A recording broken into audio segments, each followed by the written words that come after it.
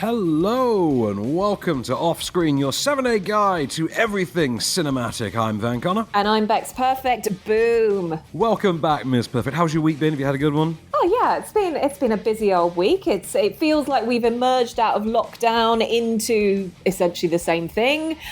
So not much has changed, but yeah, it has remained busy on the film front. How about you, Van? Do you know what? I don't notice when we're in lockdown and when we aren't, because obviously with not being needed in central London, I kind of just hold myself up here and I kind of just work from the dining table now. This is my life now. I can't say any more than that. I'm going to emerge with like long hair and a beard by the end of this, I think. Do you know what? I'm quite used to it now that I'm actually like, you know what? This is fine. I do miss it, but I was like, maybe I just don't like people that much. I'm quite happy to just be on my own.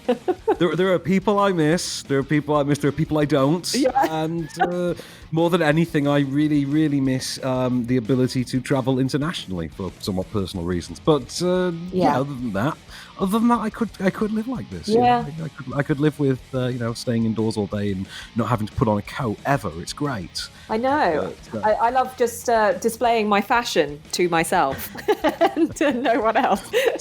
Speaking of recording and working from lockdown, can I ask you a personal question? You may. Depends what it is, actually. So you were recording one of your Helpful Hustle videos. Yes. For your one of your many venues, one of your many professional avenues. Yeah. I was watching a video of you on Instagram the other day. Not that I stalk you on Insta or anything, Becks, but you just popped up in my feed, and I noticed behind you a full-size Pac-Man arcade machine. Yes, and actually, for anyone who can't see, well, you won't be able to see this, but it is behind me right now. Oh wow! Okay, so it's the half cut sits on a tabletop. That's literally like if you put it on the right size table, the exact size height of an arcade machine, isn't it? Yep, and it's got 4 games in it. So you got Pac-Man, you got Gallagher, you got Galaxian, and Dig Dug. So it is old school 8-bit nostalgia, and I have to say, I own the highest score in my house. Yes, that is right.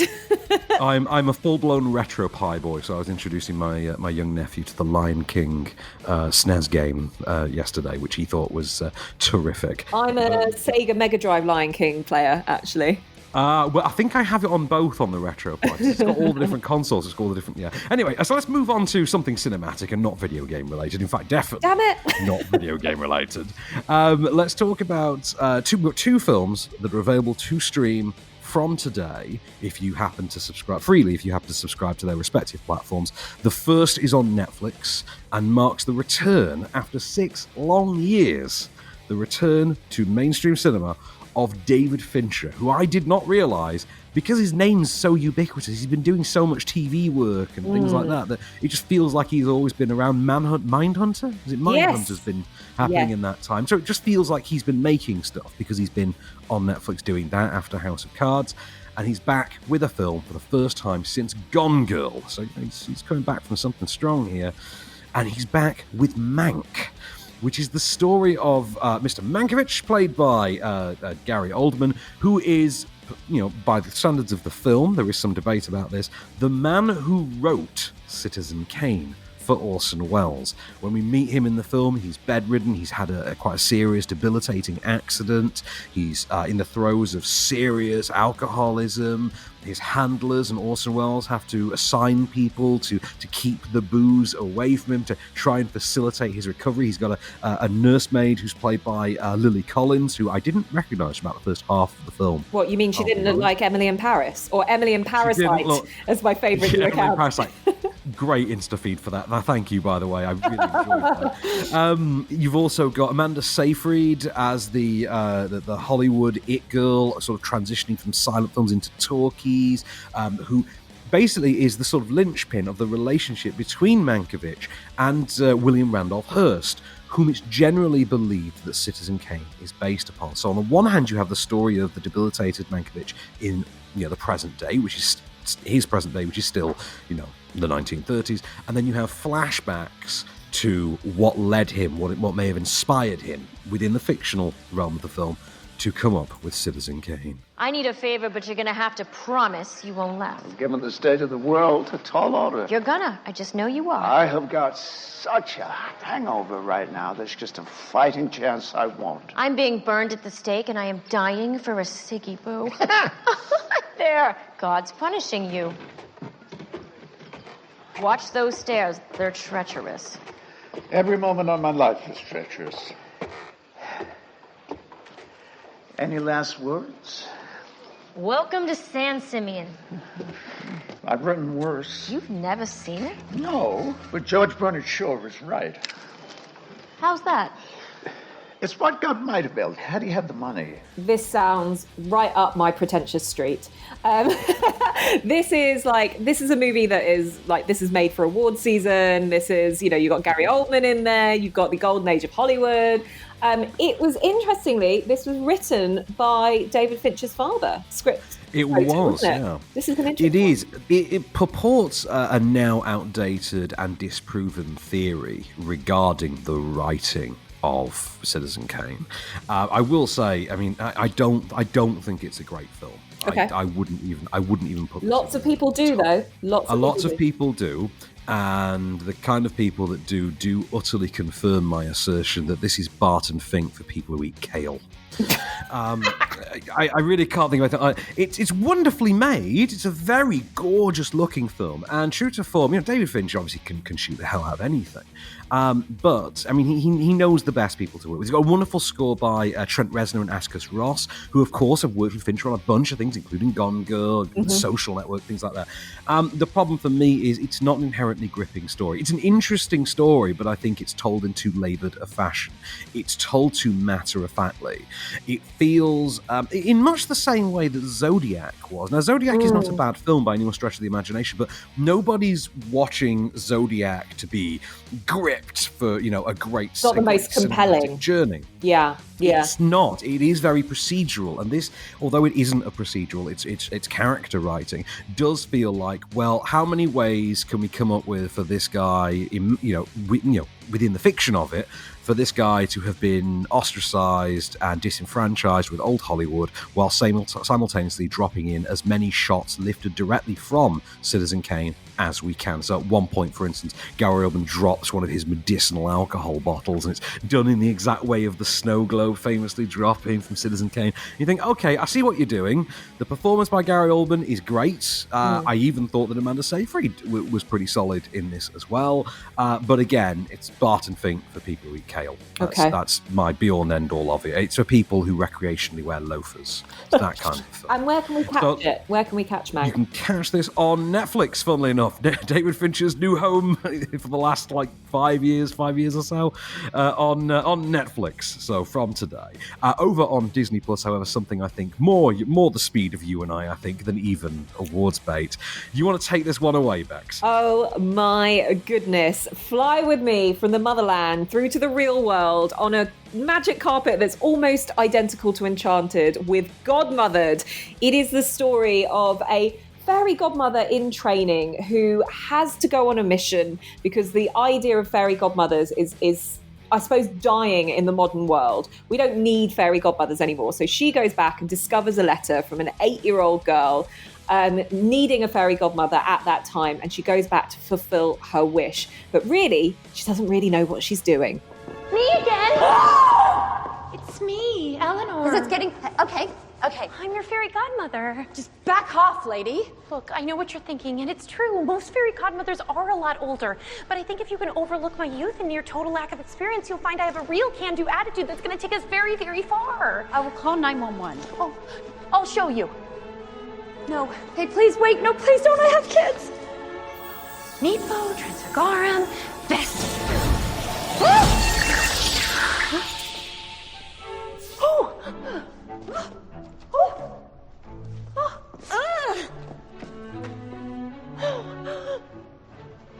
What just happened? I was trying for a ball gown. It's not my best work, but at least it's weather appropriate. Oh my God, it's happening. I'm finally losing my mind. Oh, don't be silly. This is magic. So there is a film that was in development 10 years ago that mysteriously vanished from all release schedules, and no one's heard about it in, by my count, at least 8 years. It starred Elizabeth Banks, and it was being produced under Disney as a sort of revisionist take on a certain iconic character, in which a trainee fairy would come into the real world for what would effectively be a rom-com, and it was pitched as being Elf for girls. The movie was called Tink, and Elizabeth Banks was going to produce and star in it as a fully adult Tinkerbell. That movie never happened, and I'm reasonably certain if you follow the development trail through, it leads to this film, which is effectively very much a gender-flipped version of Elf. We should explain from the clip as well that the crack is here that the kid has become a 30-something widowed single mum played by Isla Fisher. Yeah. And do you know what? Look, this format of Enchanted, right? So you get the cartoon version or there's a bit of sort of animation in it, but mostly it's kind of fantastical green screen that leads you into what the motherland is and then moves you into the real world. What that allows you to do is enjoy everything that I think that was the surprise of Enchanted. I think that's the element that it loses in this. It's you know what you're going to get from it, but don't take that away from what this film is. It's thoroughly enjoyable for all the family. Gillian Bell is a great fairy godmother. It's got that Disney magic. You and I, throughout that trailer just now, were just swaying to that typical Disney music.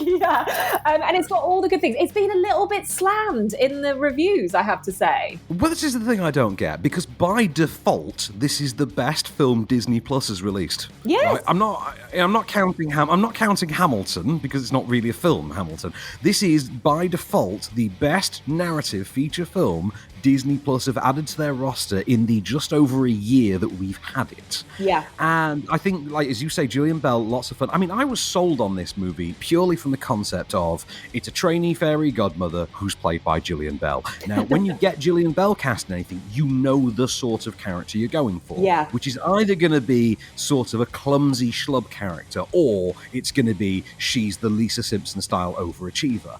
This is a bit of both of that. Yes. Both of those, to be honest. Hell of a supporting cast. Isla Fisher, very good in it. Mary Elizabeth Ellis from It's Always Sunny. Jane Curtin in there. And one that made me really, really happy, which was Santiago Cabrera from Star Trek Picard and Salvation, who gets to be a romantic lead. Yeah. He's your is it Patrick Dempsey character in this? Yeah, he's literally at one point accidentally referred to as Prince Charming. Isn't his surname Prince in it? I think that was it, wasn't it? It is. Yeah. In fairness to what you said, I think it very much knows what it is, and it knows even further than that, up to and including at one point the line "son of a butterscotch," which is literally one word removed from son of a nutcracker. You're like, okay, they know this is Elf. Yeah, they literally know. This does for fairy godmothers what elves did for, imaginatively enough, elves. And if that's what you're looking for, a Christmas-themed Disney fairy tale live-action thing, then, I don't think you're going to be disappointed in this. No, not at all. And I would say, if you're reading those broadsheet reviews that are saying that this is no Enchanted, I would just say, listen, this is going to be a crowd pleaser. Go with your gut. It's on Disney Plus. If you've already got a subscription to that, you've got nothing to lose. Yeah. And this will brighten up not just the kids, but your day as well. It's a really, really fun comedy. I loved it. I, too, very much enjoyed it. I will say, though, that for all those snotty reviews, I'll bet folding money that nearly every single one of them comes on the same splash that contains a glowing review of a certain new David Fincher film.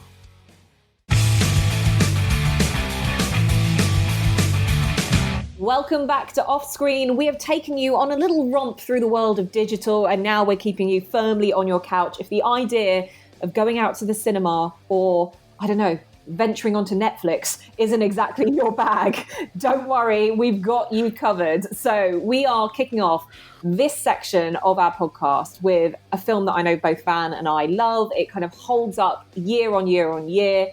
An amazing Academy Award performance from Robin Williams. Academy Awards for its writers, Ben Affleck and Matt Damon. What am I talking about? Of course, it's Good Will Hunting. Did you know that there is... this, by the way, is on 5-star Saturday night, 9 p.m. Did you know that there is a theory that has been around since pretty much the time the film came out, that in actuality, they didn't write the film, that Kevin Smith did, to which Kevin Smith himself has replied, "Have you seen my movies? Come on, that's not even vaguely believable." Which, of course, the story of Will Hunting, who is he's a sort of natural genius. He's naturally gifted. He's a bit of a thug. He works as the janitor at a college in which he solves the unsolvable math problems that one of the professors leaves on the board for his pupils after every lecture, and is basically taken in, and they attempt to mold him, to sculpt him into the next great mind.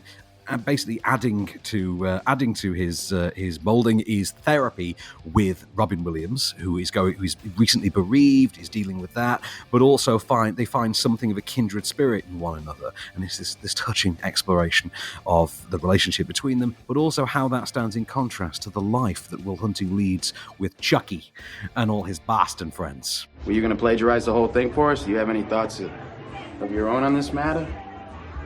Or is that your thing? You come into a bar, you read some obscure passage, and then pretend you pawn it off as your own idea just to impress some girls, embarrass my friend? See, the sad thing about a guy like you is in 50 years, you're gonna start doing some thinking on your own, and you're gonna come up with the fact that there are 2 certainties in life. 1, don't do that. And 2, you dropped 150 grand on a education you could have got for $1.50 in late charges at the public library. Yeah, but I will have a degree. And you'll be serving my kids fries at a drive-thru on our way to a skiing trip. Yeah, maybe. Yeah, but at least I won't be unoriginal. But, I mean, if you have a problem like that, we could just step outside. We could figure it out. Oh, man, there's no problem. There's a beautiful scene between Minnie Driver and Matt Damon in this. There's like a duologue scene, I think, in the bedroom where they just like have it out with each other, and it's just heartbreaking to watch. It's beautiful though. You know, for about 3 years in the late 90s, Minnie Driver was the queen of bedroom duologue scenes. Like, I remember Grosse Point Blank with John Cusack as well, which is like one of my favorite movies. I love that movie. But Good Will Hunting is just an all-timer, and worth it if you ever want to understand that gag in Jay and Silent Bob Strike Back, in which Ben Affleck and Matt Damon play themselves during the filming of Good Will Hunting 2, Hunting Season, which is just brilliant. On then to another staple of the 90s. This was, I think, 4 years before Good Will Hunting. This is late 1994, maybe early 1995. I think this is still Jean-Claude Van Damme's most mainstream high-profile role. Is an adaptation of a near-forgotten Dark Horse comic. It is Time Cop, directed by Peter Hyams, on 5-star Sunday night at 11:10 p.m., in which Van Damme is Time Enforcement Commission agent. I'm doing this all from memory, as you can tell. Time Enforcement Commission agent Max Walker. Correct. 10 years after the murder of his wife, played by Mia Sara, best remembered as Sloane from Ferris Bueller, is, a time cop. He polices time, and he finds himself in the crosshairs of a corrupt senator, played by Ron activist Silver. That's his official designation, actor/activist. According to Wikipedia, the late Ron Silver, he passed away a few years ago, sadly, who is basically manipulating stock trades using time travel to fund his presidential campaign. Why he doesn't just manipulate circumstances so that he, by default, is, president, I don't quite know, but it seems to be easier to manipulate the timeline for this purposes, as you'll hear thus. Give me the envelope. Thank you. The country's going down the drain because of the special interests. We need someone in the White House who's so rich, doesn't have to listen to anybody. What's that? The senator was having a fundraiser. When I'm in office, it's going to be like the 80s again. Top 10% will get richer. The other 90% can emigrate to Mexico where they can live a better life. So, Agent Walker, you're going and staying. I think you plan too far ahead. Obviously you don't. Is this the one where he does the splits? I mean, he does it twice, but he does that in every movie. I've just sent you a message as that clip was playing, by the way. Oh, Sorry? Is this the first one? I think this might be one of the first ones. I sent you a message through our recording software just then saying, who does this dialogue sound like, in all caps with a laugh emoji? Because that's pretty much the exact diatribe a certain orange-faced, interestingly haired president came out with in his election campaign, which is, I don't have to answer to anyone, I'm rich, which is effectively what Ron Silver goes for in this movie, interestingly enough. And this was in the early 90s, early to mid-90s, so, take my what you will. Interesting cast on this one as well. Gloria Reuben gets an interesting role in this. I mean, I'm a huge fan of Time Cop. I think it's held up pretty well. It's never explained, in that problem that we had with a lot of our action stars around that time, like with Schwarzenegger, it's never explained why specifically he doesn't seem to be an American, yet works for the American intelligence infrastructure. But other than that, it's a pretty enjoyable film that weirdly makes a certain amount of scientific sense as well. Is he Austrian? Van Damme, he's from Brussels. He was famously, his name was the Muscles from Brussels, yeah. You had the Austrian Oak, the Muscles from Brussels, Sly, I can't remember who else now. I forget what we called Steven Seagal, other than Unwanted. But that's more a modern take on Steven Seagal. At his time, like Nikita, Under Siege. Come on, I grew up on those movies. Let's not. Yeah. There's a post. I think it's on Twitter from Devon Sauer. Casper himself, Devon Sauer. Yeah, who famously he's tweeted out. It says famously, there is not a film set in existence on which you can walk without there just being everyone with a Steven Seagal story. Everyone has a Steven Seagal story. Wow. I love that idea. Even Kim Jong-un has a Steven Seagal story now. That's very true. Yes, it's very true. Time Cop. I would say it's worth checking out on 5-Star on Saturday night, wouldn't you? Yeah, definitely. I mean, that is some good old-fashioned 1995 fun. So I'm down with that. So yeah, and it's an hour and 39 minutes long. So it's tight and tidy, isn't it? Yeah, it really is. So that's a good one. Okay, moving swiftly on. We have. I've not heard of this before, and you'll have to educate me on this. Lean on Pete. Yes. Right, go on. This is an interesting one. So they press showed this the day that we got shown Avengers Infinity War. It was, I think, the last movie I saw before Avengers Infinity War. And this reduced me to emotional rubble. So Lean on Pete, which is an indie drama with an all-star cast, all-star supporting cast. You've got a lead who's a relative unknown. All-star supporting cast includes Steve Zahn, includes Steve Buscemi as well, includes Travis Fimmel, of all people. And I think this was the very early days of Vikings, before Travis Fimmel was really a known commodity. I knew him mostly from the cancelled Tarzan TV show and his underwear modelling for, I think, Calvin Klein. But this is the story of a young boy who has been raised by a single father. His father is locked up. I think he's violated parole. He's basically taken away, and at the same time, the young boy has started to find work as a ranch hand for Steve Buscemi. He's been looking after a horse whom he's been told is going to have to be put down.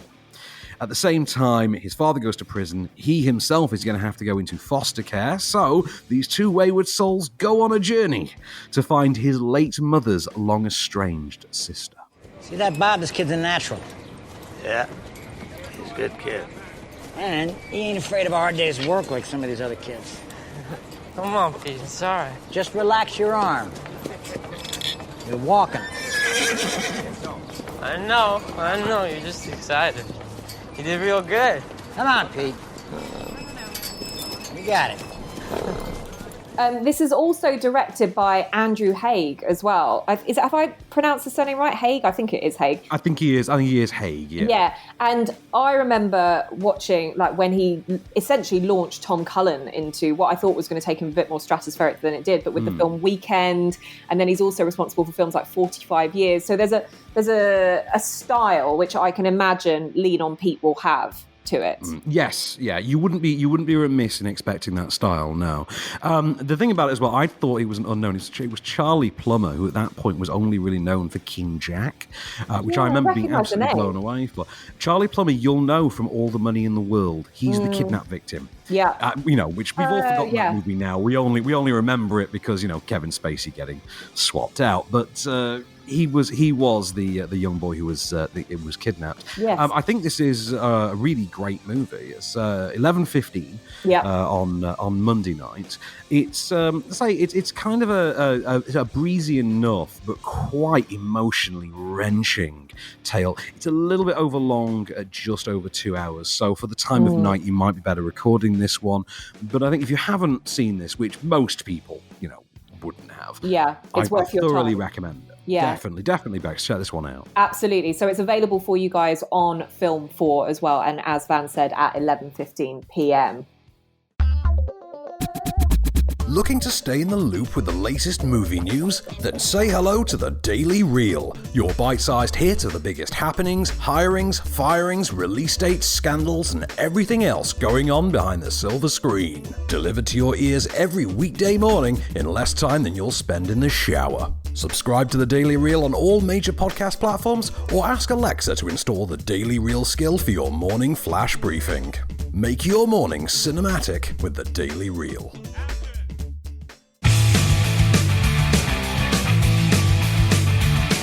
Welcome back to Off Screen and the second half of your Movies on Freeview guide for the next 7 days. And you know what? For a Tuesday, let's have a good cry, eh, Beck? Should we take a walk down the Green Mile? I don't think I could do it, Van. I don't think I could see John Coffey again. Oh God, it's heart-wrenching. Just for some reason, this has been made sadder by his actual passing. I know. I've not revisited the film since Michael Clark Duncan passed, which, interestingly enough, was the day after I introduced my friend John Colson to the movie The Slammin' Salmon, in which he might have my favourite catchphrase of any movie ever that I can't repeat on radio. So The Green Mile was a 1999 Frank Darabont movie in literature form. It was written as a novel, I think broken up into smaller novels that were then released in stages, released like one a month by Stephen King.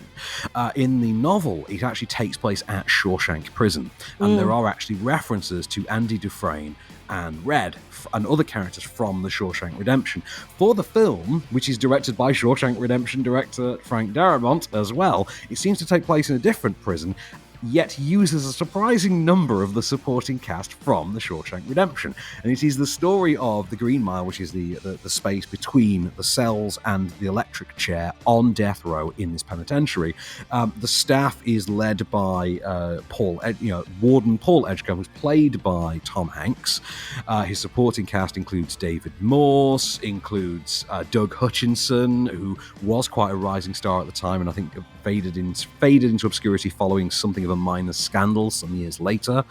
And of course, one of his inmates, he has several inmates, one of whom is a young Sam Rockwell, and another who is John Coffey, a very large black man who is, because this is set in sort of the 1930s, I think comes from a plantation, is basically illiterate, and has been blamed for the murder of a young girl that he protests his innocence in.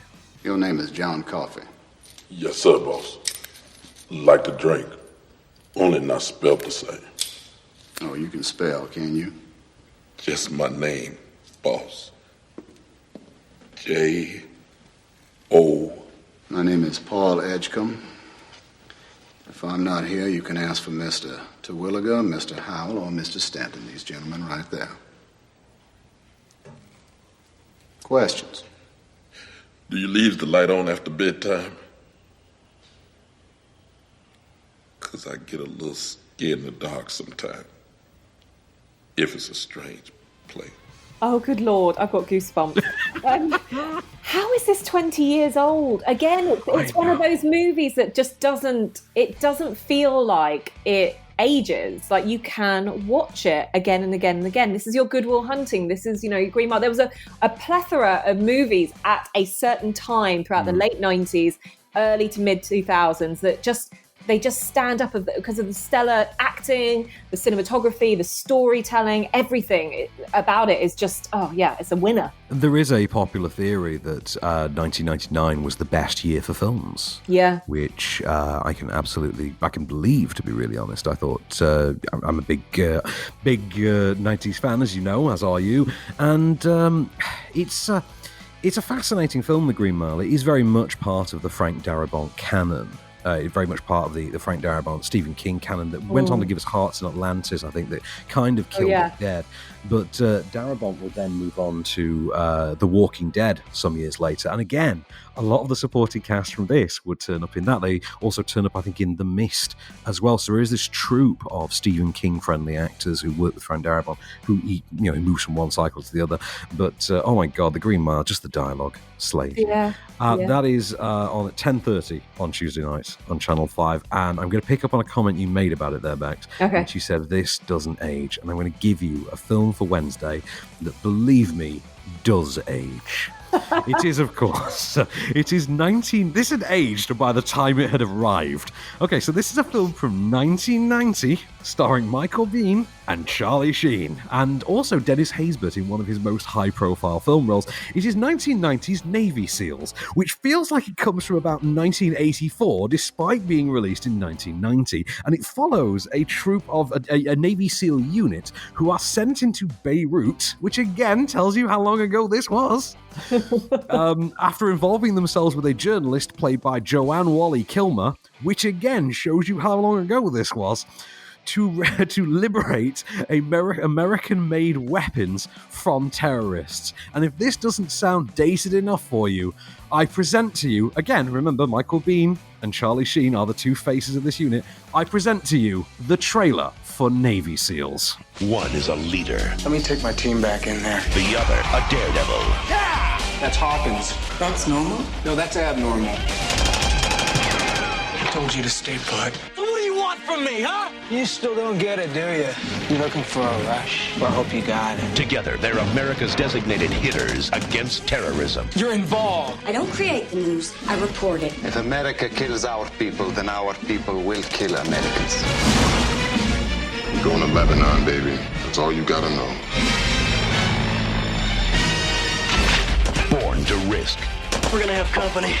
Body just got bigger. Trained to win. This doesn't look good. It just got worse. Right, I've got two things to say. Okay. Yep. Number one, for anyone of a young age, i.e. born after the year 2000, you're only going to imagine that trailer is the parody stuff that you would see in a modern movie, okay? Not the real thing. Interestingly enough, right, Yeah. that exact trailer voice appears over the trailer for Hot Shots Part 2 that directly parodies this film with Charlie Sheen.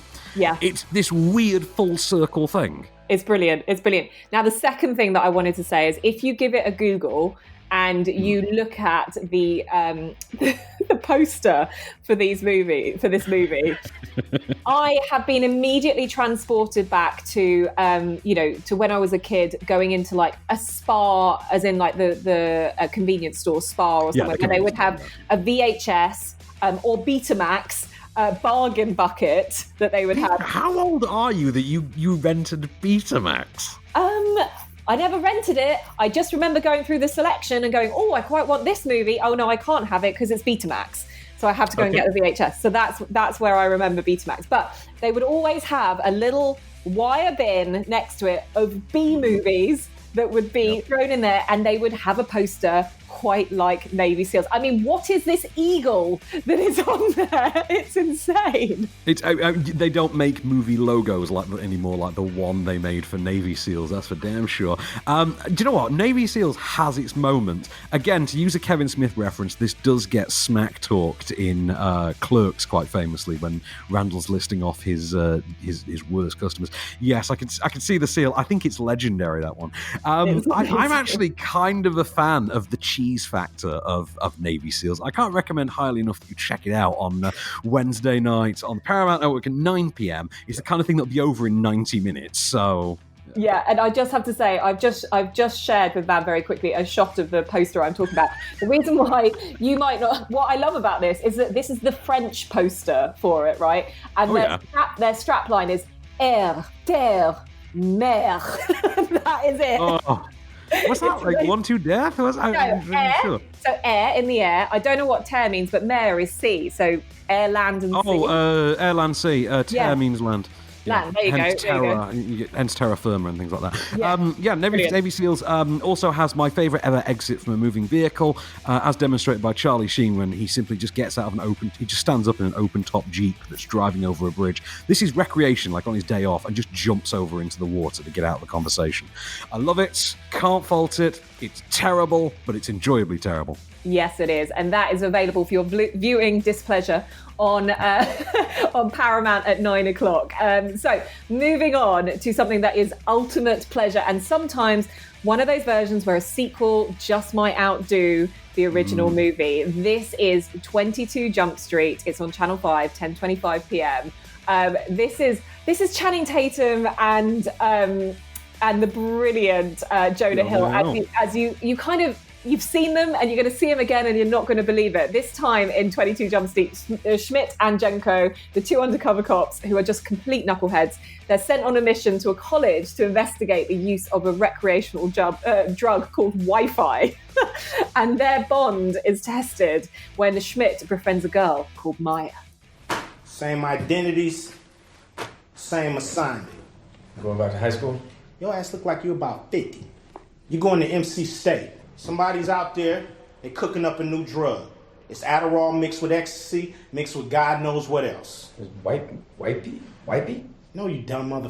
Wi-Fi stands for work hard, yes, play hard, yes. Now these kids take this and they get laser focused for about 4 hours of studying, and then they party like it's goddamn 1999. We're going to college, for real? Why every time you speak I want to throw the up? Infiltrate the dealer. Find a supplier. You have no idea how difficult it was to find a clip from this movie that could be safely bleeped and was safe for broadcast. I'm a big fan. I agree with you completely, Becks. There's a serious argument that this might be better than the first movie. Yeah. It's noticeably more meta, but what it does is leans into the conventions of the sequel.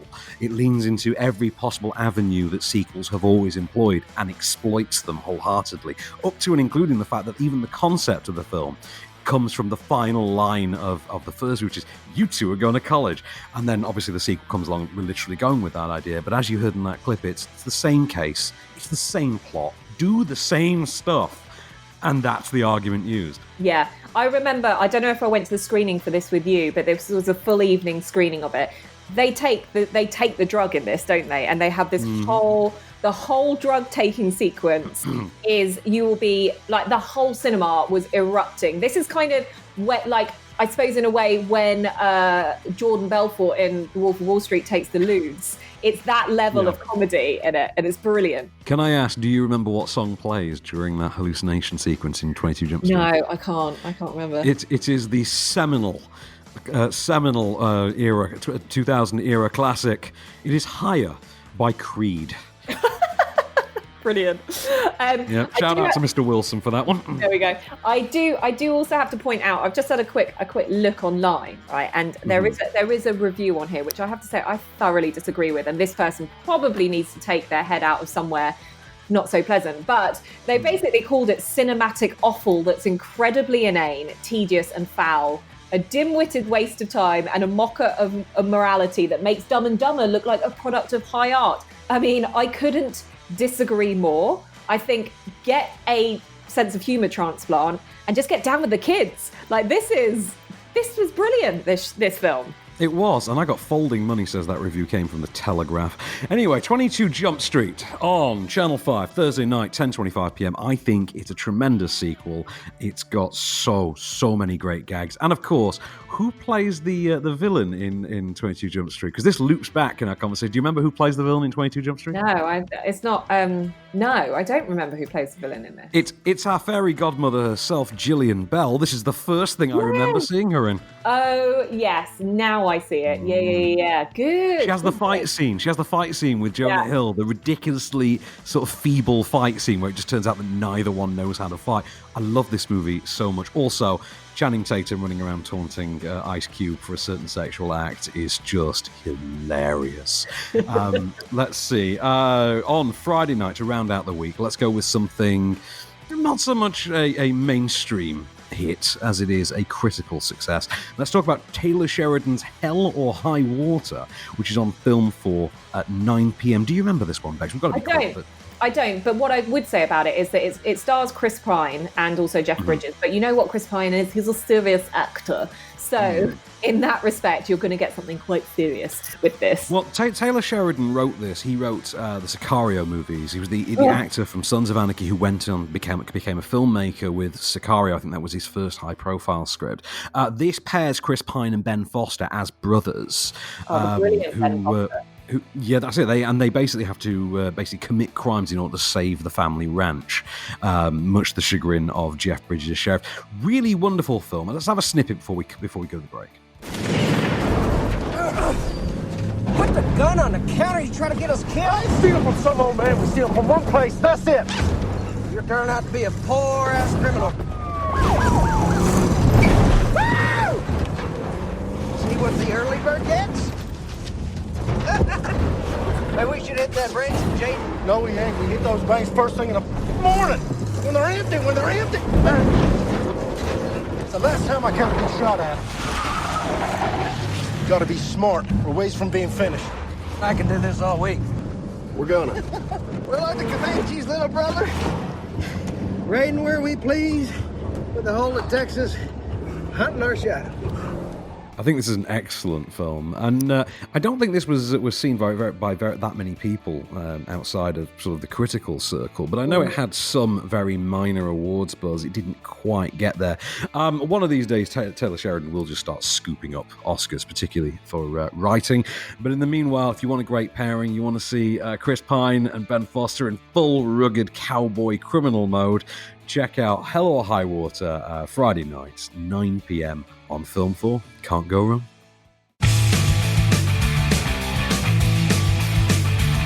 Welcome back to Off Screen. So we've kept you on your couch and now we're taking you across to DVD, Blu-ray, streaming, all of that jazz as well. So we're kicking off with, well, this is an interesting one. We're kicking off with The Godfather Coda, The Death of Michael Corleone Revisited, right? Well, that's it. Yeah, that's it. This has been we've kind of only really known about this for about 6 months.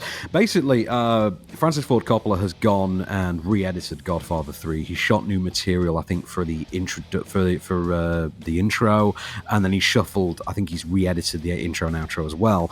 This is effectively meant to be a much better version of Godfather 3, which has, I think, always gotten an unfair rap. Godfather 3. It's nowhere near as bad as anyone makes it out to be. Godfather 3 is exactly as good as The Dark Knight Rises, put it that way. Yeah. The problem is, if you're following Godfather 2 or The Dark Knight, there's going to have to be a climb down in terms of quality. But it's interesting. It's interesting that Francis Ford Coppola was like, I need to redo some parts of this, that he's almost pandering to the critics in a way. Well, there is that element too, but also, when has Francis Ford Coppola ever been afraid to re-edit his own films or reissue his own films? There's about 9 different versions of Apocalypse now at this stage. Yeah. I mean, I remember going to the cinema seeing Redux in 2001. I'm pretty sure there's been 2 or 3 other versions since. But I mean, we can judge for ourselves. He's getting a limited theatrical release this weekend on the 5th and 6th, so tomorrow and Sunday. But it is available on DVD and Blu-ray it's not on DVD, because I know this particularly annoys Sarah Phelan, because she only buys DVDs. I think it's on Blu-ray and digital from Monday the 6th, also 4K possibly, but also out that same day this was released on, I think, HBO Max in the US. It was given a theatrical in the UK and is now being released on DVD and Blu-ray. Finally, this is Seth Rogen's An American Pickle. in which Seth Rogen plays two roles. He plays a European immigrant to sort of 1920s New York who finds himself accidentally encased in pickle brine and reawakened in the 21st century, and then taken in by the other Seth Rogen character, who happens to be his only living descendant, who is a sort of woke millennial website designer type. I think he's an app designer, aspiring app designer. And the two sort of accidentally become rivals. It's been 100 years. The pickle brine preserved him perfectly. You're too old to lose it. The world has changed. Everyone I know is gone. We were able to track down a great-grandson. Green Palm? This is nuts. Walk past the cafe, but you don't need when you live to... Your parents, where are they?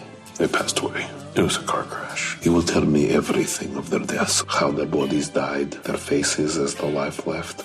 We will bond over our pain. Mm-hmm. You quite enjoyed this, didn't you? I thought that was great fun. I thought Seth Rogen's performance, like on both counts, I thought was absolutely brilliant. But I think the film itself had a lot to say. I mean, there's a point at which they noticeably just say, just stop questioning the logic of this, just go with it. And Seth Rogen literally does that in the voiceover as the older character Herschel by saying, then the scientists put me in a press conference and it made complete sense to everybody and nobody had any issues with it. I'm like, yeah, thanks, Seth. Okay, brilliant. Thanks for addressing that. That's the best one I've heard since Austin Powers, when Michael York turned to camera and said, and I suggest you don't worry about it either. Wink, wink. Wink, wink. Nice. Do you know what? It also stars Sarah Snook as well. For anyone that's a Succession fan, will recognise her from this as well. Do you know what? For me, I think this was, unfortunately, when this came out, we're in the height of lockdown.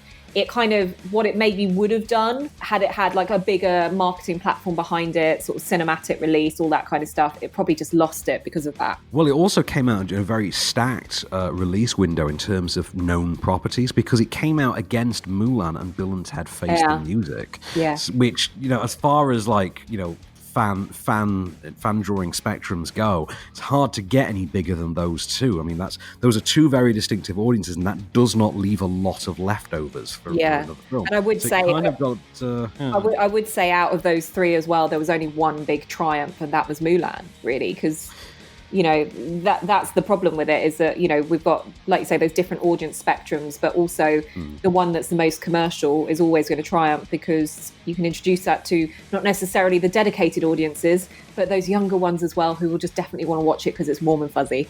But there we go. That is American Pickle, and that is available. Is that available on DVD and Blu-ray, that one, from Monday's the 7th. Sorry, not the 6th. Monday's the 7th. Same day you can get The Godfather Coda on Blu-ray, 4K, and digital, I believe. Okay, so moving on to streaming. Netflix, this has been quite widely touted already.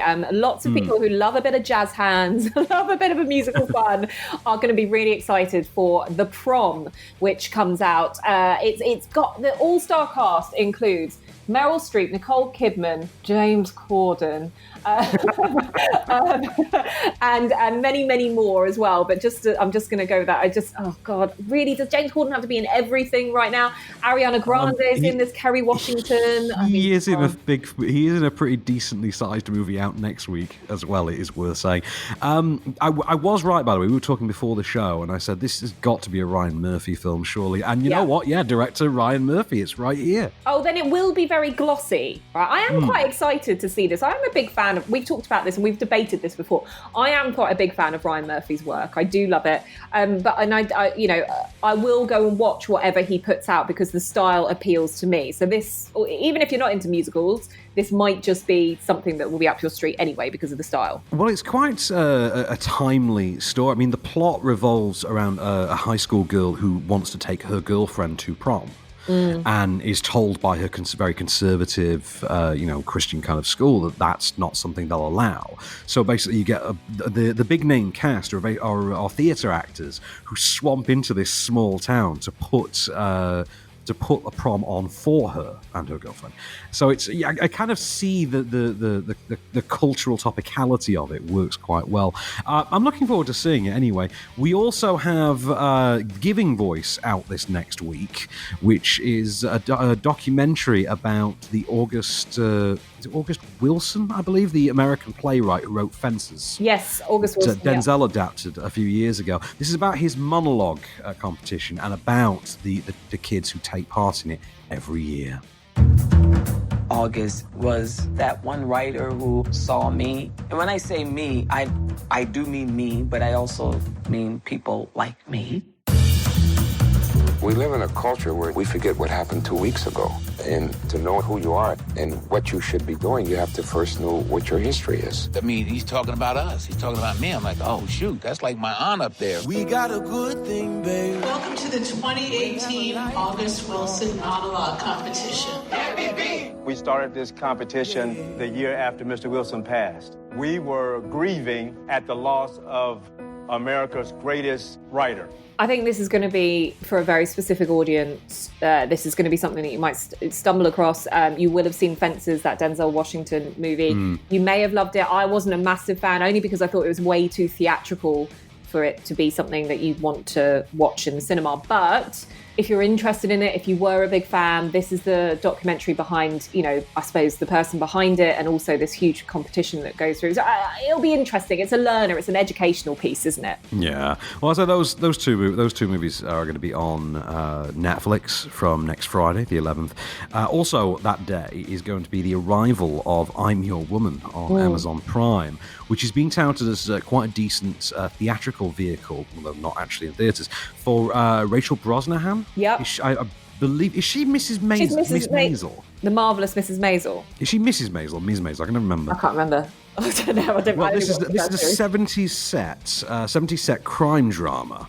She is a woman with a young baby. She has a criminal husband who betrays his father, basically forces them to go on the run. That's the crux of it. I was worried that I've got the screener to actually watch this next week for review. I've been quite paranoid that this will turn out to be something on par with The Kitchen from a couple of years ago. Hopefully this will fare better. I would think Rachel Brosnahan would give you something of a guarantee of a little bit more quality than we got with The Kitchen. Yeah. But we shall find out next week. Absolutely. And just out of interest on this, the screenplay was written by, and I recognise his name, Jordan Horowitz. Now, he was actually the producer behind La La Land, who I think at the Oscars went to go and pick up the award. He's the guy. I just pulled up his IMDb file. I'm like, I know that face because I'm blushing. Yeah, there we go. So, if you're, I don't know, he'll bring maybe some La La Land charm to this as well. So we'll have to wait and see. But that's a good one to be looking forward to, I think. Well, next week we've got another James Corden, because we mentioned him earlier. James Corden's latest vehicle, this time with Melissa McCarthy.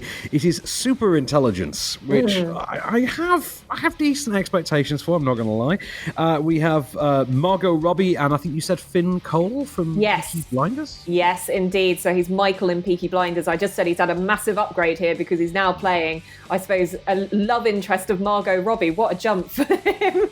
Actually, to be fair to him, in Peaky Blinders, he does end up marrying a character played by Anya Taylor-Joy. So, he's not doing too bad. Fair play to him. That's Dreamland that's out next week. And the LGBT drama Cocoon is out next week as well. So I'd say that's a pretty good crop for this week then. So we'll adjourn and we'll stockpile some more movies to come back with and talk to you about next week with another fully loaded guide to 7 days of cinema for you to enjoy, mostly on your couch, because we like to promote safety. In the meanwhile, this has been Off Screen. I've been Van Connor. And I've been Becks Perfect, and we shall return.